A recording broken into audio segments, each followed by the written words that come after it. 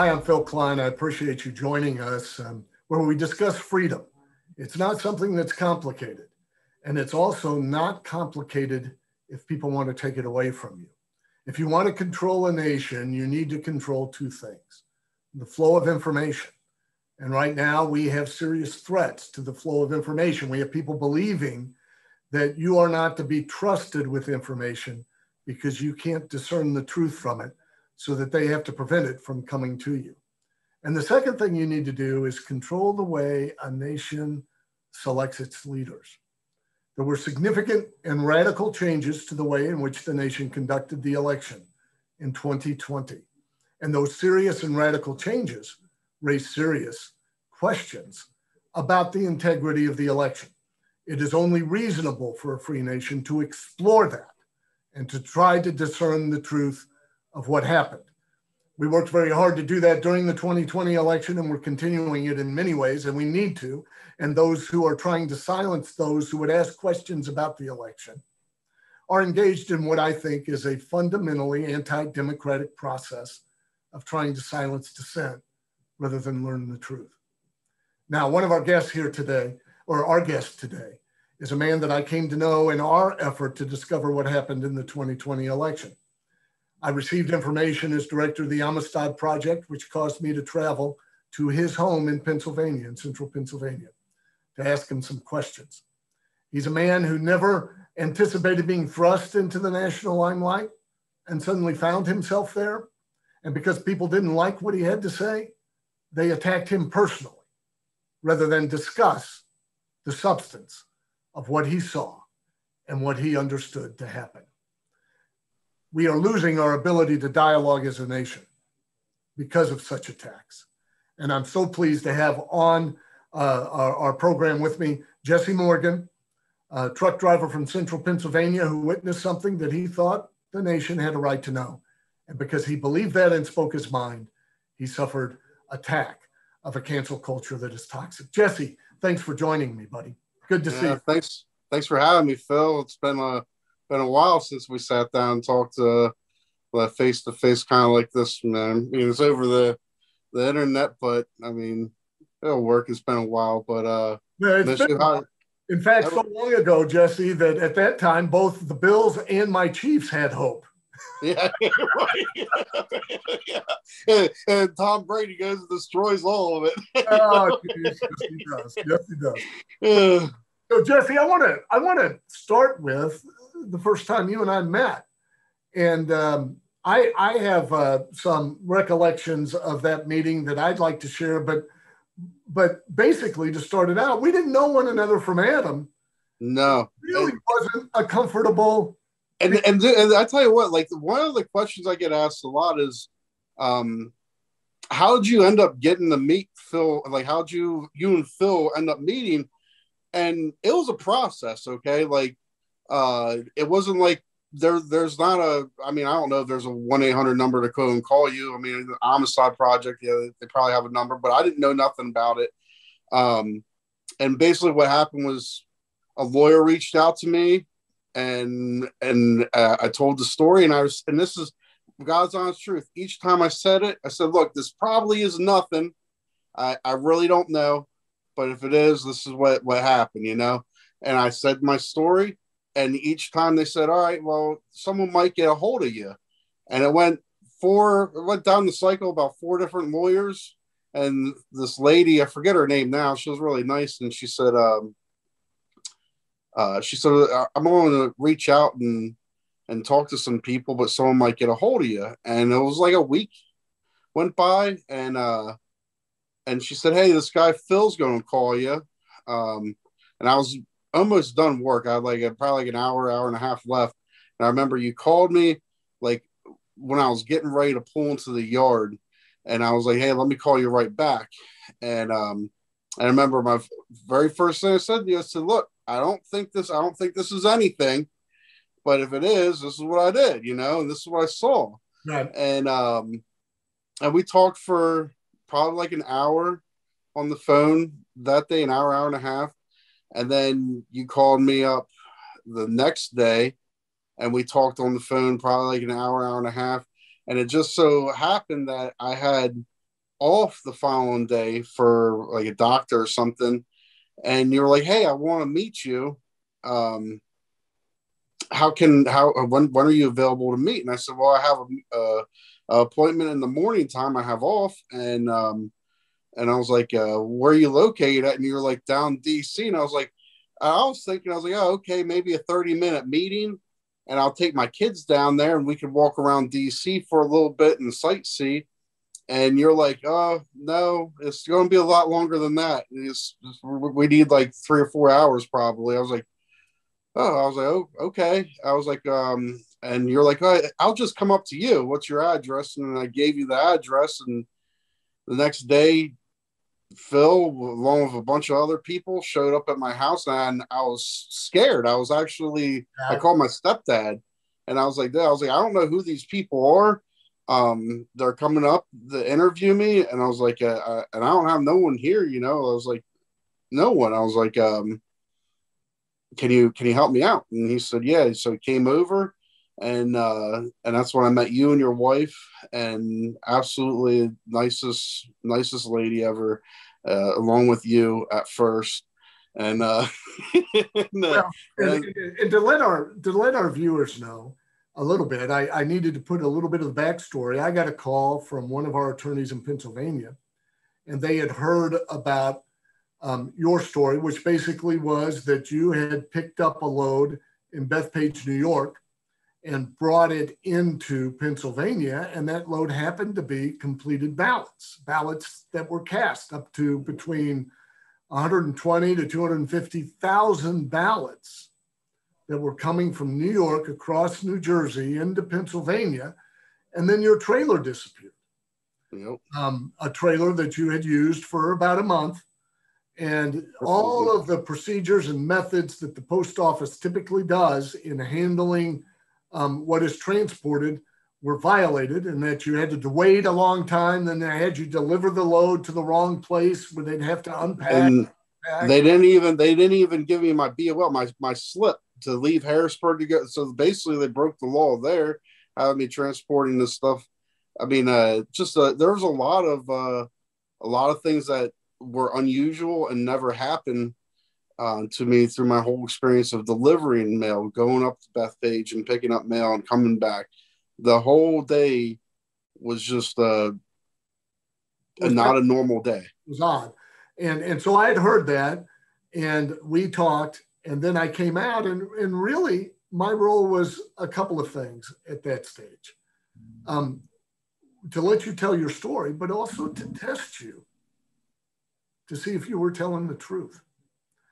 And there's a couple of ways we do that in what we call forensic investigation. But you might recall, Jesse, I told you at the beginning that you were in control of the interview. You could end it any time. You could tell me to leave. I wanted to vest that authority in you. But yeah, when I first arrived, I could tell you were a very, very frightened individual. And you're not one who easily gets frightened. Tell me, what was scaring you? Just whenever you showed up, it was like wow, like maybe something really, maybe like there was actually a fraud. Like maybe I absolutely did something that was not supposed to, because I don't know nothing about these, like what they do with this stuff. Like even if I would see it, I don't even know if there's a number you call. Like you don't call like 911. Like, I mean, I hear reports whenever everything happened. You hear reports where people try to get the police involved because of something happening in the voting place, and the police stay out of it. Like who do you call? Like there's no one to even call about it. But whenever you showed up, it was just like I was like kind of like, man, like like here I am, Jesse Morgan from York, Pennsylvania, that brought all these ballots back. I don't know what's going to happen to me. Like I didn't know, like I didn't know I wasn't supposed to. I was just doing what was told. I literally, like I'm ashamed of when the way I was living my life in the past, I mean, I wasn't no saint. Okay, I didn't go to prison for singing too loud in the church choir. All right, like I did some bad things. I messed around with drugs.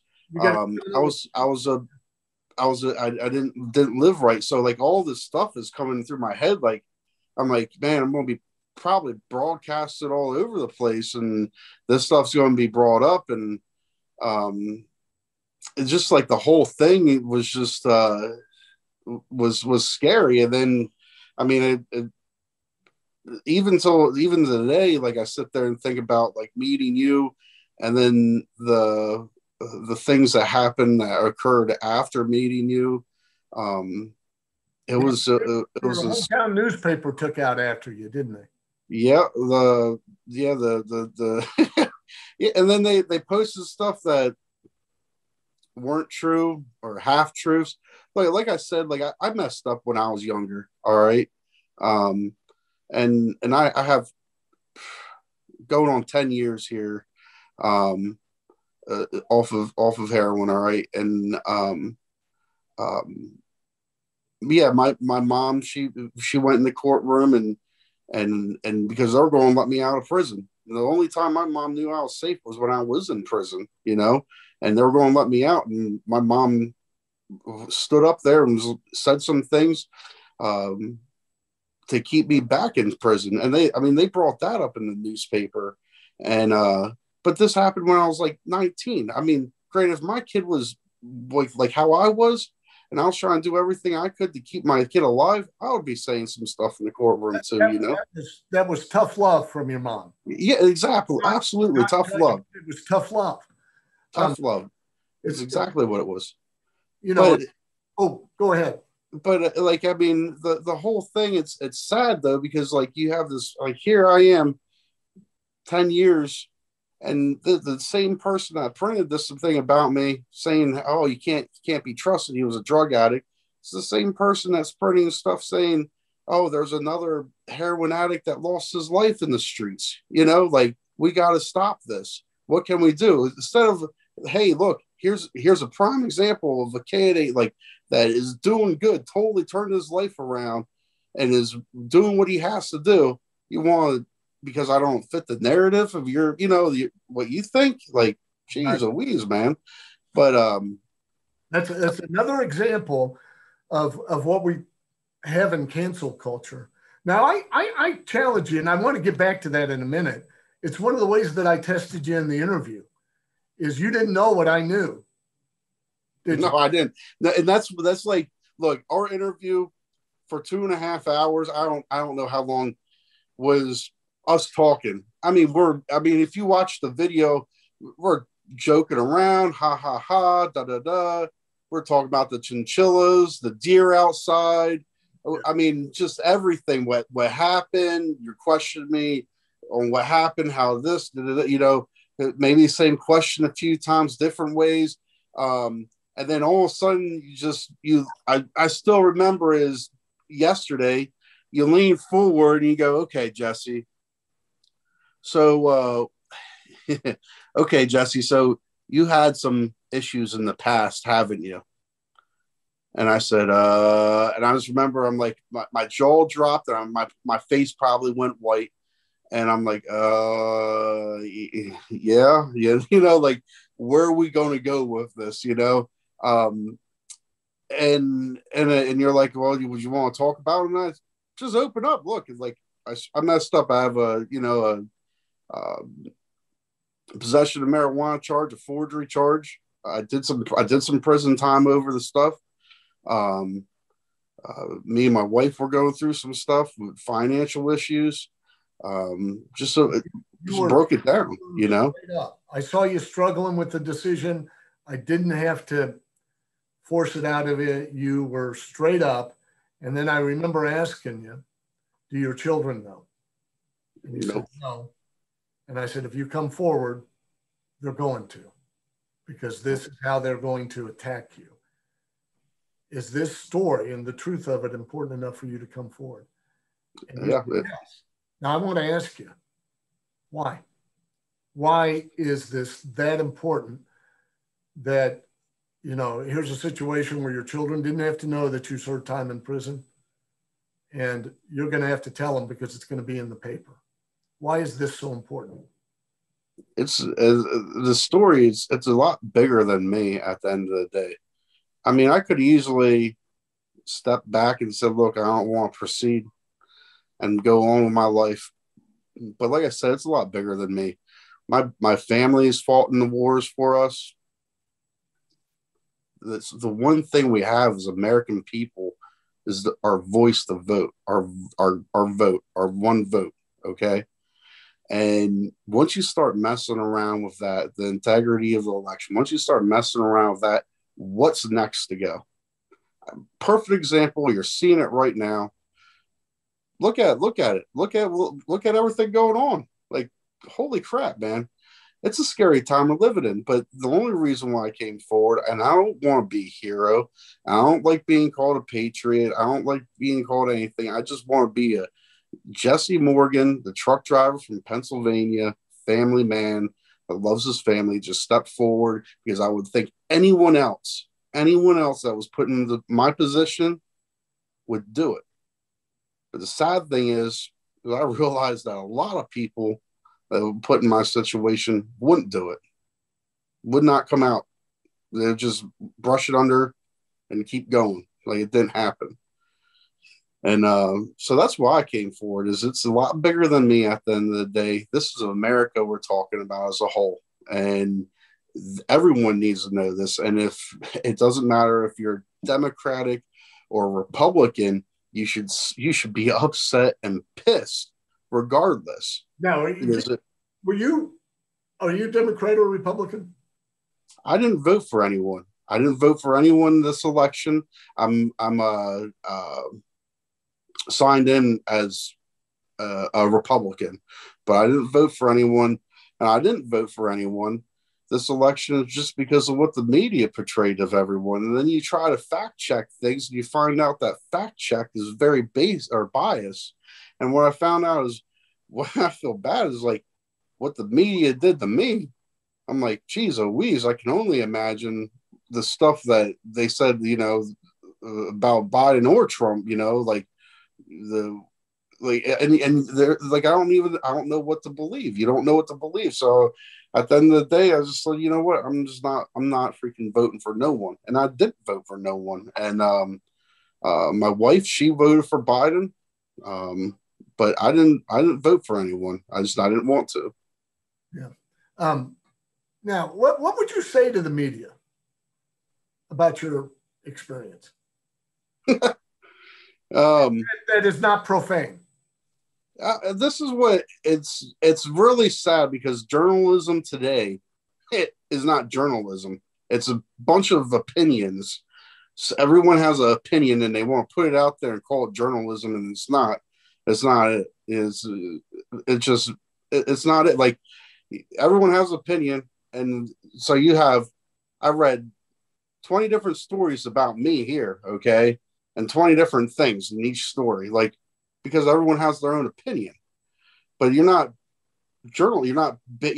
reporting the facts. Whenever I came out, we put a news release out to everyone. Everyone had a news release. This is what's going to be coming out. Boom. CNN, MSNBC. Oh, did they? Nope. No, none of them showed. Why? Because it didn't fit their narrative. It didn't fit the narrative of what they're the news that they're trying to put out. So they're not going to put out news because it doesn't fit their narrative. And it's really sad. It's something that I feel it doesn't matter what way you're going on it. You should report it. This is simple. Just give people the truth. Just give them news. Give them the facts. And that's where I stand. Like, and the news agencies, like, you see this all the time. You posting stuff like, stop the bullying and everything like that. Dude, I tell you what, you're the biggest bullies out there. You sit there and destroy a man just because of something I saw. You try to destroy a man because of something I saw and did, and you didn't like it. What you saw, what you related to me, was just what you saw. You weren't claiming this was fraud. In fact, you didn't even know if there was a problem with it at first, did you? I didn't. I didn't know if it was a problem. I didn't know. I remember you telling me you drove up there and you're getting stuff loaded on your truck. You're checking your load to make sure it's balanced like you always do, because you had a scare once when things were balanced. Yep. So you're checking it, and an expediter, a gal up there at Bethpage, says, "Oh, you got these ballots." And you look down, and sure enough, they were ballots. Yeah, it was when I walked in. So I go and when you go in, you go through the guard shack, check in there, and then you dock your trailer, and you go in, you bring in your slip, your paperwork, and the expediter, she was like, I got some good news for you today. I was like, what's that? She's like, you're bringing back ballots. And I'm like, excuse me? She's like, you're bringing back mail-in ballots today for the election. I'm like, oh, that's cool, you know? So when we walk over, we cut the seal off the trailer. They have to unload me first, and then they start bringing them in. And I'm watching them. And I'm just like, yeah, like you can see that they're ballots. And then she comes over. She makes the comment. She brings over one tote at the end, and it had one ballot in. And she's like, this guy really wanted to make his ballot count because he got it certified or registered or whatever. So it had the red stamp. So that way it was like first class, you know, which is they're already going. So, but he really wanted that one to count, she said. So and I took that tote with that one ballot, and put it on the tail end of the trailer, and I locked everything up, and so these you could tell, and I remember you telling me there was handwriting, return addresses. Yeah, on the addresses. So it had like a marking on the envelope. The envelopes are bigger. So when they came out, they're on these big, they call them gaylords. Okay. So think of a big cardboard box. All right. That stands about waist high. Now I had two other ones in the front that went to Lancaster, and they were taller than me. So I couldn't see inside those ones. But the ones from Lancaster, you can tell they're from Lancaster because they have placards on the box. You know, a piece of paper, they have the scan code, and it'll say Lancaster on it. The rest of them I knew were for Harrisburg because they all had Harrisburg placards on it, and they say Harrisburg. All right. And they stand about waist high. So the Gaylords, they stand about waist high, and they're maybe like a little bigger than 3 feet by 3 feet. Is probably, I think we looked up the dimensions before, 4 by 5 or something like that, something weird. But inside each one of them, they had these totes. All right. So the totes would go on top of each other, boom, boom, boom, and stack up. And then you had your mail that was uniformed, like sticking, up and down in there. Yeah. All right. So, and then bulk rate containers and all of them. And then when the forklifts were double forklifts, so they could pick up 2 pallets at a time. And with them bouncing, some of the mail would come up on top. And then that's where you could see that they're all ballots. They're all first off the same height. And then they're all the same. Whenever they came up to the top, they're all the same thing. That's where you saw the return addresses were filled out, handwritten. I didn't know. I mean, I can't tell you if it was Joe Blow from North Queens or something like that. Like, I don't know the addresses. I wasn't looking at the addresses. It was just what I saw handwritten. Yeah, and that's completed balance. You didn't think much of it. And in fact, I remember you telling me you were driving down the highway. This is early in the morning now. You're going back to Pennsylvania, and you're thinking, hey, this is pretty cool. I'm part of the presidential election. I'm helping out the election. Then later, it was your mother, I think, in conversation who goes, isn't that weird? Why would all these ballots be going from New York to Pennsylvania? And that's where your mother made a call, and it started the communication that led me to your house. Yep. Jesse, you don't know this. This is a couple of other things that we did without your knowledge. You might know it now. I can't remember if we told you, but I brought in postal experts from around the nation. And I said, look, we've got, assume with you, I want you to diagram the flow of mail. And I want you to assume for me that you're trying to insert, and we did an estimate of the ballots based on the number of Gaylords and the size and so forth, of 140 to 240,000.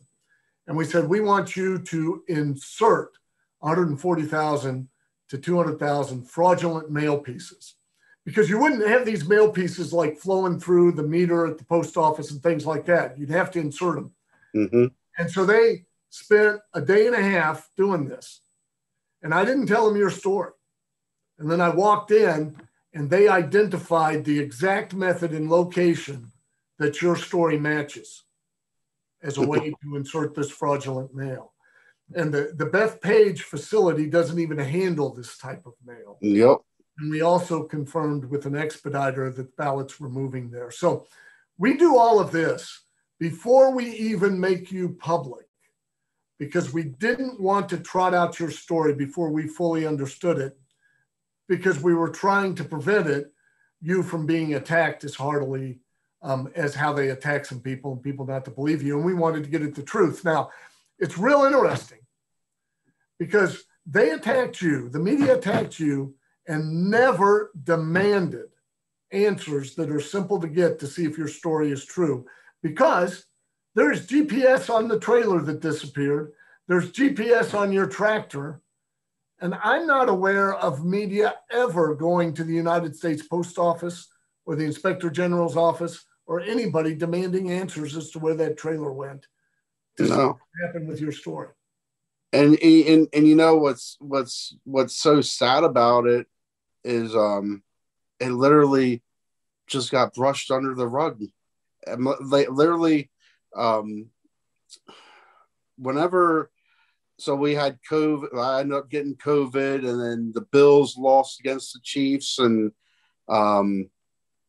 right after that, I talked to my lawyer, and he called me up and he said, "Hey Jesse, nicest guy ever." He said, "Hey Jesse, listen," he goes, "I want you to start putting the pieces together of your life again, man, and start moving forward." And I said, "What do you mean?" And he goes, "We're not going to get our day in court." And I'm like, "What do you?" Was interested in your story enough. Nobody with the authority. Yep. To and he said, get information was interested. And he goes, "Look," he goes, "at the end of the day, this is what I'm going to tell you is that the Democratic Party, they got what they wanted. They got Biden in the White House. If they would pursue you to go after you or whatever, to look at what you have to say, and we end up going into court, and with all the evidence that we have comes out, all they're going to do is make themselves look really bad, and it's going to show that this presidency was, in fact, a fraud, a big fraud, right? A slap across the face of the American people." And he said that they're not going to pursue you just because of that, and just move on with your life, brother. And it's really sad because I took that risk. I took that risk of coming out, coming forward. And it's so sad that we don't have the backbone, the spine to say something. The law enforcement, like, just let me ask you: do you agree with me that what you saw and what you experienced does not prove fraud, but raises serious questions? It will definitely raise a lot of questions, and then I think you would have to go with whatever the post office has to say. Where's the still, you would think I would get a picture, someone saying, "Hey, look, I located your trailer." I still haven't got that picture. Yeah. And so it raises serious questions. And would you agree with me that the answers to those questions can easily be found? I mean, you got to look at it. I mean, you got to look at things. But you can, I mean, look, GPS. Look, I'm just saying, like, honest to God, like, if you pull the tracker from the truck and the trailer, you'd see that, yeah, Jesse did leave Lancaster, go to Bethpage, go from Bethpage to Harrisburg, sat in Harrisburg for 6 hours, then left Harrisburg, went to Lancaster, dropped the trailer off, parked this truck over another parking lot. And then whatever happened to that trailer after that, which personally, I believe I believe it went to Philly NDC, and I have my own beliefs on that just because of things I've seen. But well, we also had an affidavit of Gregory Stenstrom down in Delaware County, just south of Pennsylvania, who speaks about the early morning hours of November 4th after the election, suddenly all these trays appear with ballots stacked exactly the way that they were in your truck and are counted, and Biden gets a spike. But here's my point, Jesse. I believe that if you have, and your story does, raises serious questions, and people control the ability to answer those questions and refuse to try to answer them, refuse to try to get the GPS that they control, refuse to reveal that in and of itself is evidence that something's wrong. The American people have a right to know. You stuck your neck on the line, your job on the line, to tell them what you saw, and it is disgraceful. That is. The institutions in this country did not take it seriously enough to get to the bottom of it and then explain and provide the answers that they clearly can obtain. Yep. So I'm sorry that happened. I hope that in the future this country does better by itself. You know, there are people who don't want any questions about the 2020 election, even though it was unprecedented in intentional local violations of law, not following proper procedures, not complying with state law, kind of running the election on their own terms, being directed by private resources. All of those things raise serious questions, and America deserves answers. And I just got to thank you for your willingness to recognize this was bigger than you. And because of that, you had the courage to step forward, even at risk. You never should go through, nobody should go through what you went through, simply because you were trying to share what you saw. And the sad thing about it, Phil, you and I both know that there's other truck drivers out there that did the same thing I did. And I know there's another truck driver out there, and he just, after what the media did to me, he backed out. So I can only imagine what he has in his closet, you know, that he's scared to see what the media would say about him, you know? So, but yeah, it's frightening. I believe one of the most common feelings that I've experienced as I've traveled the nation in this election integrity effort and trying to understand what happened in 2020 is fear.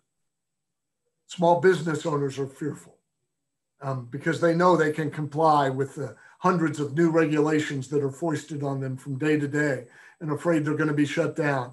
Just recently, you had a restaurant owner in Michigan who spoke up against the governor's orders shutting down restaurants. She's a Polish immigrant. She fled Poland because of the oppression over there. She gets over here.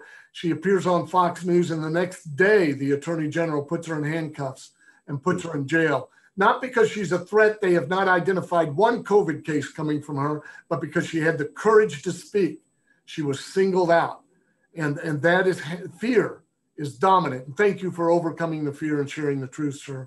I'm honored to know you. I enjoy our friendship, even despite our differences in opinion as it relates to you as well. And I look forward to our continuing relationship. Thanks for being on the show, Jesse. Thank you for having me, Phil. Anytime. Be on lookout. I'm getting a book put together, okay, about this whole experience. Good deal. So, and I won't call you here, pick your brain about some things someday down the line. And you mind if I give like a little shout out real quick? Yeah, go ahead. All right. Hey, look, if you're watching this and you drive truck and you need a job, Honey Locust. All right. Honey Locust right behind me. Looking for some drivers, regional, local.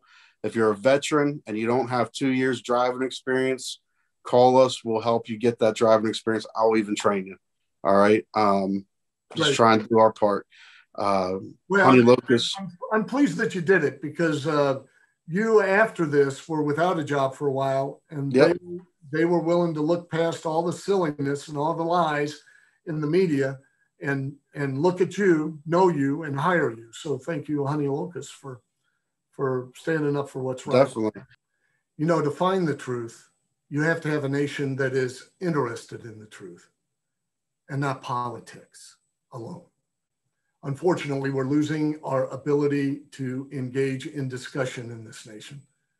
When an individual comes forward with information, just what they saw, rather than explore the information and determine whether what they saw is actually what they claimed to see, or whether they were mistaken, or whether they are lying. We attack the person. And that's what we witnessed with Jesse Morgan, a truck driver who just saw ballots go over state lines and was asking his government to look into it, to try to determine what happened. Instead, was assaulted.